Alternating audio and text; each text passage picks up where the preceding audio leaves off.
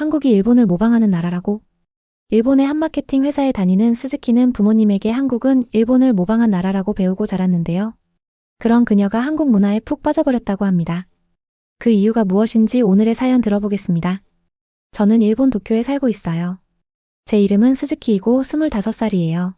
마케팅 회사에서 일하고 있는데 매일매일 정말 바쁘게 지내고 있어요. 어렸을 때 부모님께서는 일본의 자랑스러운 과거에 관한 이야기를 자주 들려주셨어요. 부모님께서는 옛날에 우리나라가 얼마나 용감했고 위대한 업적을 이루었는지에 대해 말씀해 주셨어요. 식탁에 앉아 부모님의 이야기를 귀 기울여 들으며 한때 일본이 얼마나 강력하고 고귀했는지를 생생하게 느꼈던 기억이 있어요. 그때 부모님의 목소리에는 역사에 대한 애정과 자부심이 가득 담겨 있었어요. 비록 저는 그 이야기들을 좋아했지만 한 가지는 조금 혼란스러웠어요. 부모님과 많은 어른들은 한국을 단지 일본을 모방한 나라라고 믿으셨어요. 그들은 한국이 일본만큼 훌륭하거나 창의적이지 않다고 말씀하셨어요. 저는 왜 그렇게 생각하시는지 이해가 잘 안 됐어요. 집에서 들은 이야기 외에도 더 많은 것이 있을 수 있지 않을까 궁금해졌어요. 저는 출근길에 도쿄의 거리를 걸어요. 이 도시는 높은 빌딩들과 밝은 불빛, 그리고 분주한 사람들로 가득해요.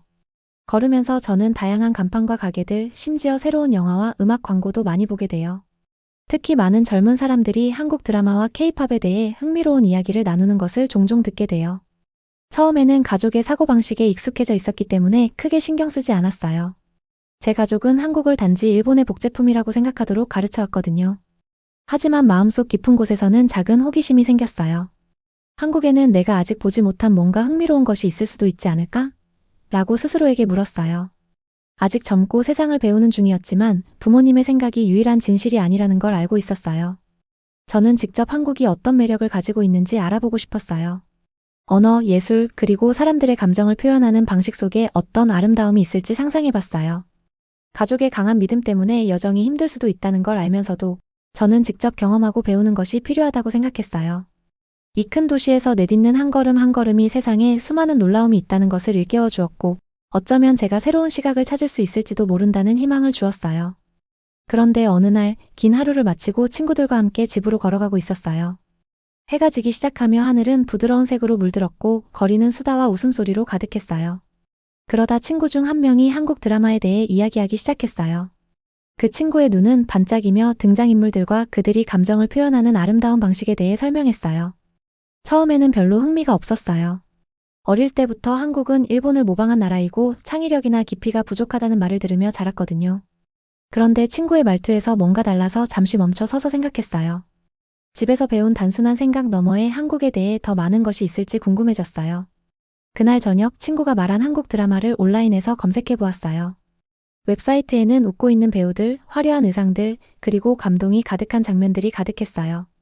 마치 저를 새로운 세계로 초대하는 것만 같았어요. 저는 링크를 클릭하고 첫 번째 에피소드를 보기 시작했어요. 저는 바로 한국 드라마에 매료되었어요. 등장인물들은 단순히 연기만 하는 것이 아니라 진심으로 기쁨과 슬픔을 느끼는 것처럼 보였어요. 그들의 표정, 서로 대하는 방식, 그리고 부드러운 배경음악까지 모든 것이 매우 생생하고 감동적으로 느껴졌어요. 한국어의 아름다움이 화면 속에 스며들어 있었지만 모든 단어를 이해하진 못했어요. 자막이 도와줬고 어느새 저는 웃고 즐거워하며 몇 방울의 눈물도 흘렸어요. 드라마가 계속되면서 저는 마치 등장인물들과 함께 여행을 떠난 기분이 들었어요. 분주한 서울의 거리, 형형색색의 시장, 사람들이 여유롭게 쉬는 평화로운 공원이 눈앞에 펼쳐진 것 같았어요. 그것은 제가 늘 익숙했던 도쿄의 바쁘고 체계적인 생활과는 완전히 다른 모습이었어요. 이 드라마는 세상을 바라보는 전혀 다른 깊은 감정과 부드럽고 따뜻한 배려로 가득 찬 시각을 제게 보여주었어요. 저는 드라마 뒤에 숨겨진 한국 문화에 대해 궁금해지기 시작했어요. 그들의 전통은 어땠을까요? 축제는 어떻게 기념할까? 한글, 한국의 문자로 글을 쓴다는 것은 어떤 느낌일까요? 이런 질문들은 제 가슴을 두근거리게 만들었어요. 저는 더 많이 알고 싶었어요. 한적한 방에서 한글을 연습하며 각 글자에 담긴 아름다움을 발견하는 상상을 했어요. 며칠 후 저는 친구들과 그동안 본 드라마에 대해 이야기를 나눴어요. 친구들은 다른 드라마와 노래들도 추천해 주었어요. 한 친구는 배우들의 표정과 몸짓만으로도 많은 이야기를 전달할 수 있다는 것을 설명해 주었고, 다른 친구는 밝은 색채와 에너지 넘치는 춤이 돋보이는 뮤직비디오를 보여주었어요. 그들의 열정은 전염되어 제 안에 한국에 대한 옛 생각들이 서서히 변해가는 것을 느꼈어요. 특히 드라마들에서 쓰이는 언어에 대해 매우 호기심이 생겼어요. 그 중에서도 한 가지 눈에 띄었던 것은 한글이었어요. 한글은 정말 독특하고 아름답게 생겼어요. 마치 하나의 예술 작품 같았어요. 한 장면이 아직도 생생해요. 한 인물이 한글로 진심 어린 편지를 쓰는 장면을 봤는데 그때 글자들이 종이 위에 자연스럽게 흘러내리는 모습이 마법처럼 느껴졌어요. 제가 어릴 때 익숙했던 일본어 문자와는 확실히 달랐어요. 이걸 좀 더 잘 이해하고 싶다. 한글을 배우고 직접 이 아름다운 글들을 읽어보고 싶다. 라고 생각했어요. 그래서 한글 공부를 시작하기로 결심했어요. 처음에는 꽤 어려웠어요. 퇴근 후 작은 책상에 앉아 노트와 연필을 들고 컴퓨터 화면에 떠있는 글자 모양을 따라 적어보곤 했어요. 여러 번 연습하면서 천천히 선과 곡선이 의미를 찾기 시작했어요. 제 이름도 한글로 써봤는데 그걸 보고 나니 가슴속에 자부심과 기쁨이 가득 찼어요. 매일 저는 한글 연습 시간이 기다려졌어요. 간단한 한국 노래를 들으며 가사를 적어보기도 하고 드라마를 보면서 익숙한 단어들을 찾아보기도 했어요. 때때로는 소리내어 드라마 속 문장을 따라하며 언어의 소리에 익숙해지려고 노력했어요. 이 모든 것이 재미있고 마치 퍼즐을 푸는 기분이었어요. 제 마음이 새로운 생각과 사고방식에 열리기 시작하는 것을 느낄 수 있었어요.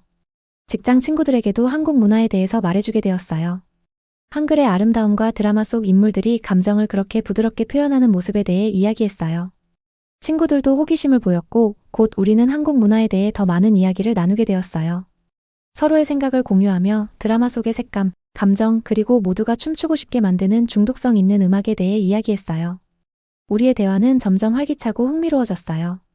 우리 모두가 각자의 방식으로 한국을 새롭게 받아들이기 시작한 것이 느껴졌어요. 상사께서 새로운 흥미로운 이야기를 시작하셨어요. 일본에서 점점 더 많은 사람들이 한국 드라마를 보고 K-팝을 듣고 있다는 보고서를 보여주셨어요. 우리나라의 젊은이들이 한국 문화를 많이 즐기고 있다고 설명하셨어요. 데이터가 분명했어요. 한국의 프로그램과 음악이 매우 인기를 얻고 있었어요. 이미 한국 드라마와 아름다운 한글에 대한 제 비밀스런 열정을 많은 사람이 공유하고 있다는 사실에 따뜻한 기분이 들었어요. 그러고 나서 상사께서는 우리 회사가 한국 문화를 기념하는 특별 캠페인을 시작할 것이라고 발표하셨어요.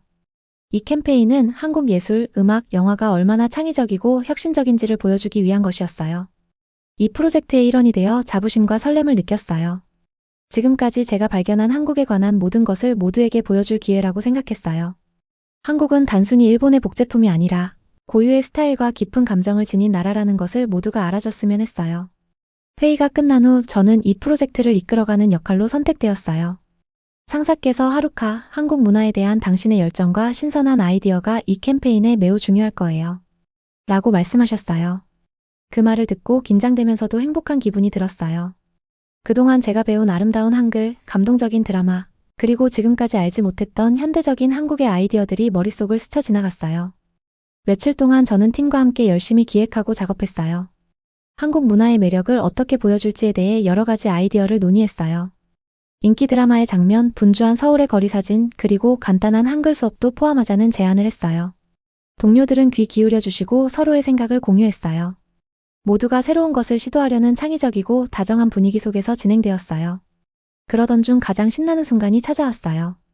저는 한국의 서울로 출장 가게 되었어요. 출발하는 날이 아직도 생생해요. 공항에서 가방을 들고 비행기를 바라보며 저를 기다리는 한국을 상상했어요. 도쿄의 작은 아파트에서 한글을 연습하고 한국 드라마를 보며 꿈꿨던 수많은 순간들이 떠올랐어요. 이제 제가 직접 한국을 볼 차례였어요. 서울에 도착하자 모든 것이 밝고 생동감 있었어요. 높은 빌딩들, 분주한 거리, 그리고 현대와 전통이 어우러진 곳들이 인상적이었어요. 인상적인 사무실, 창의적인 스튜디오, 그리고 활기찬 시장들을 방문했어요. 눈에 보이는 곳마다 완전히 새로운 색채와 에너지가 가득했어요. 많은 젊은 한국 분들을 만나 그들이 자랑스러워하는 문화를 친근하게 나누었어요. 그분들은 웃으며 손짓해 주시고 다정한 말투로 대화해 주셨어요. 매콤한 국수와 달콤한 떡 같은 맛있는 한국 음식도 맛보았는데 그 맛이 제 입맛에 딱 맞았어요. 서울의 거리를 걸으면서 마치 영화 속에 들어간 듯한 기분이 들었어요. 멋진 옷을 입은 사람들을 보고 구석구석에서 흘러나오는 음악 소리를 들었어요. 사진도 많이 찍고 새로운 친구들도 많이 사귀었어요. 서울에서의 하루하루가 새로운 것을 가르쳐 주었고 한국 문화의 진정한 아름다움을 이해하는 데 큰 도움이 되었어요. 이 캠페인이 단순한 비즈니스 프로젝트를 넘어서 예술, 언어, 창의력을 통해 일본과 한국 두 세계를 잇는 다리 역할을 한다는 것을 깨달았어요.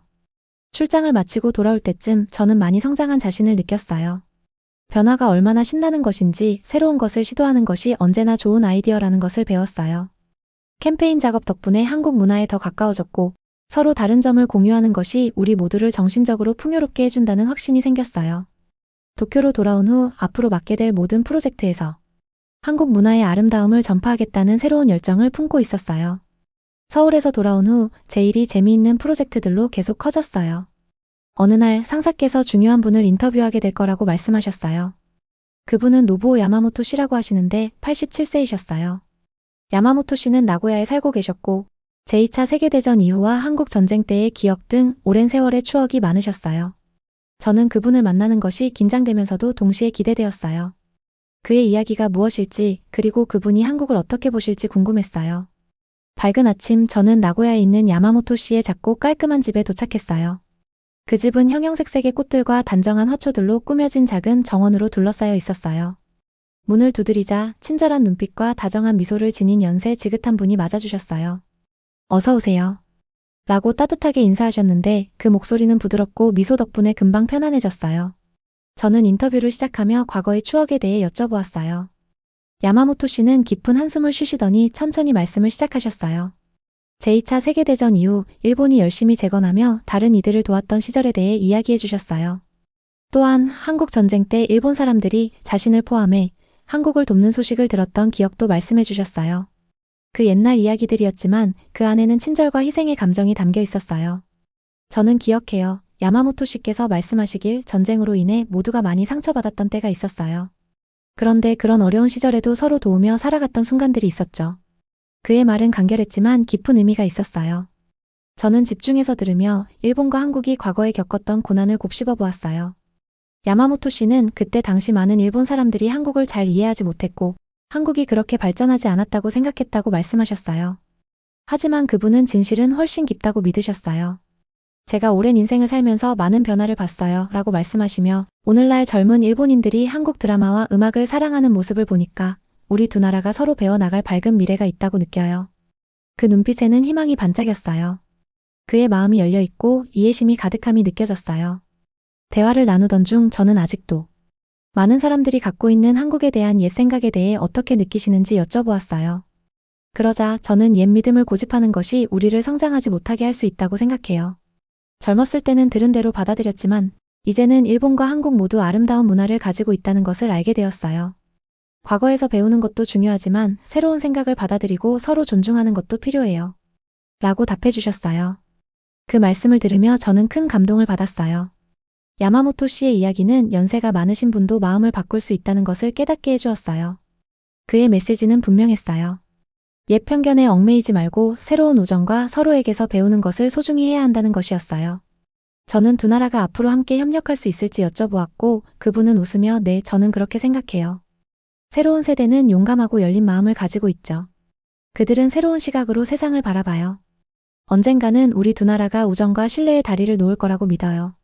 라고 말씀하셨어요. 저희의 대화는 거의 1시간 동안 이어졌어요.